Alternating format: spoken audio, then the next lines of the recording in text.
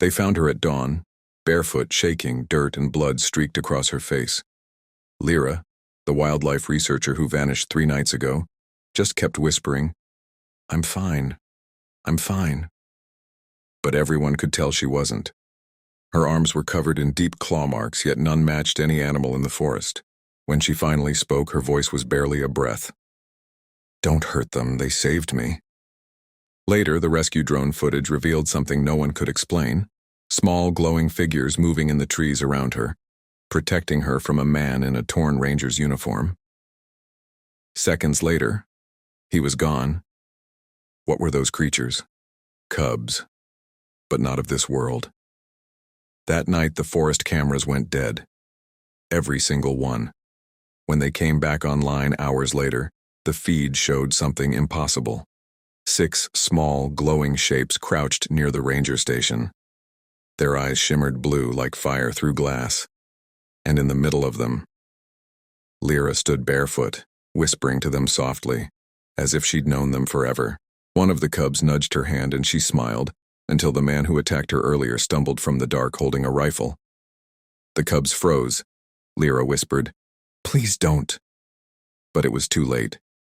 A blinding flash lit the trees. Then, silence. At sunrise, rangers found the man's weapon melted into the soil, his footprints stopping mid-stride. Lyra was sitting beside the cubs, eyes hollow, whispering the same words. They didn't mean to. That evening, the investigation team set up camp near the ridge, thermal scanners, motion sensors, everything. They thought they could track the cubs, but the readings made no sense. 6 heat signatures appeared, then split into 12, then vanished altogether. Lyra begged them to leave, whispering that the mother was near. No one listened.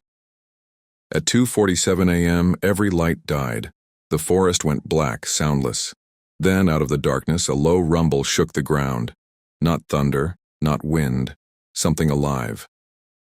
The trees bent as a towering silhouette emerged, eyes glowing like molten amber. The cubs circled around it, trembling.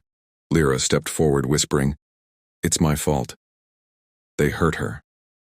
A scream tore through the night. One of the officers was pulled back into the shadows. His body was never found. Only his camera, recording Lyra standing before that massive creature, saying softly, "She's only protecting her own." If you saw this footage yourself, would you believe it or think it's fake? Tell me what your gut says.